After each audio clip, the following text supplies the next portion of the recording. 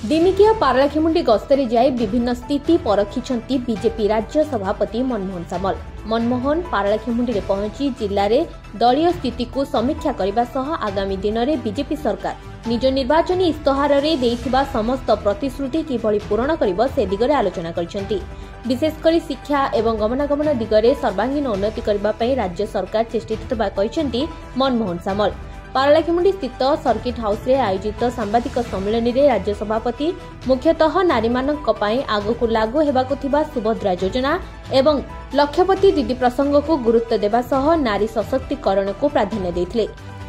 किंतु सरकार चारिद्वार खोलु नथिले लोक बहुत हैरान हरकत होउतले, जंत्रणा पाउतले, कष्ट पाउतले। से निष्पत्ति आमे करथिलु युवक मानक पई कर्म नियुक्तर प्रक्रिया आरंभ होती। सबू स्कूल शिक्षक नियुक्त करा जो खाली पड़ी पद पदवी सरकारी पदवी सबको पूर्णांग करा एवं प्रति कैलेंडर ईयर 1 लाख चाकरी सृष्टि करा जो वैकेंसी पोस्ट फिलअप इंफ्रास्ट्रक्चर आरंभ कर सब व्यवस्था जोगे दि जो लक्षाधिक युवक मान कर्म संस्थान मिल पाए। पर्यटन आम पाखे ओडिशार बेलाभूमि आम पाखे अच्छे, आम पाखे चिलिका अच्छे, आम पाखे जंगल संपद 56 भाग जंगल संपद अच्छे। पर्यटन शिल्प पर्याप्त आमको भगवान नेचर प्रकृति देवं यार विनियोग करने आम आम बजेट प्रावधान करूँ। जो मैंने इन्वेस्टमेंट करेंगे जोगाजोग भी करेंगे। इंफ्रास्ट्रक्चर डेवलप भारतमाला योजना आरंभ कर जो योजना 11 लाख कोटी टकर ओडिशा सब बेनिफिटेड आम जिला मान भारतमाला योजना चलती। रेल प्रोजेक्ट को प्राधान्य गुरुत्व दिखाई 10,000 कोटी बजेट प्रावधान कर धन्यवाद दूँ।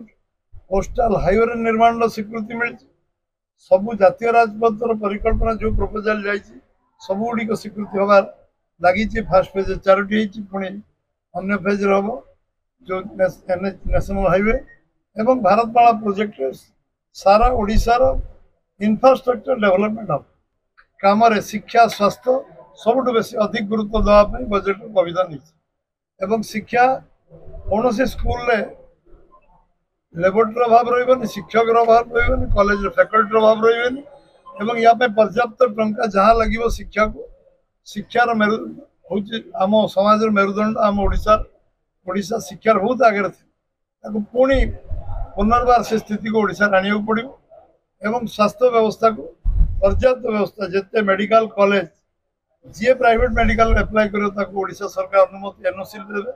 केंद्र सरकार राजी होती प्रति जिले गोटे गोटे मेडिकल कॉलेज कर निष्पत्ति नीतिगत भाव में अटल बिहारी वाजपेयी मोदी नहीं।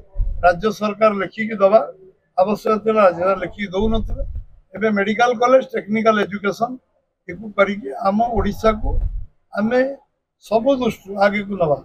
ओडिशा धनी ओडिशार लोक भी धनी हे से ओडिशा धनी ओडिशार लोक गरीब ये स्लोगान ये हूँ तार आरंभ एवं आम सरकार संकल्प नहीं जो जो संकल्प पत्र जहाँ आम लिखी A to Z सबू गोटी गोटी गोटी गोटी पूरा करा एवं मु आपण मान शुभेच्छा अभिनंदन जनाऊँगी। आपण माने समस्त सहयोग कारण ओडिशा बीजेपी सरकार गढ़ी आपण मान भूमिका गुरुत्वपूर्ण। आपण लोक पाखे आम वार्ता आमर निष्पत्ति आम दृढ़ता सब कथा लोक पाखे पहुंची बहुत बहुत धन्यवाद। कृषि और कृषकों क्षेत्र में धानर एमएसपी मूल्य वृद्धि, समस्त जिले में शीतल भंडार प्रतिष्ठा, प्रति जिले में मेडिकल कॉलेज प्रतिष्ठा एवं गत बीजेडी सरकार समय 5T नाम करा जाउथबा विभिन्न कार्यक्रम तृणमूल स्तर तदंत करी लोकों अर्थ को अपव्यवहार करी आत्मसात करितबा विभिन्न सरकारी अधिकारी तथा नेतांक विरोध में दृढ़ कार्यानुष्ठान ग्रहण कराजिबो बोली प्रतिश्रुति दैछंती राज्य सभापति। गजपति जिला सबुबले प्राकृतिक विपर्ययर सम्मुखीन करुथबारु एहार पूर्व सूचना लगी आईआईटी खड़गपुर सह जोगाजोग कराଯାଇ आवश्यक वैषयिक भित्तिभूमि प्रतिष्ठा कराजिबो बोली कहिसेंती मनमोहन सामल एवं एथिपाई राज्य और केंद्र सरकार प्रतिश्रुति देथिबा सांबादिक सम्मेलन रे उपस्थापन करिसेंती बीजेपी राज्य सभापति। ब्यूरो रिपोर्ट प्रयास न्यूज।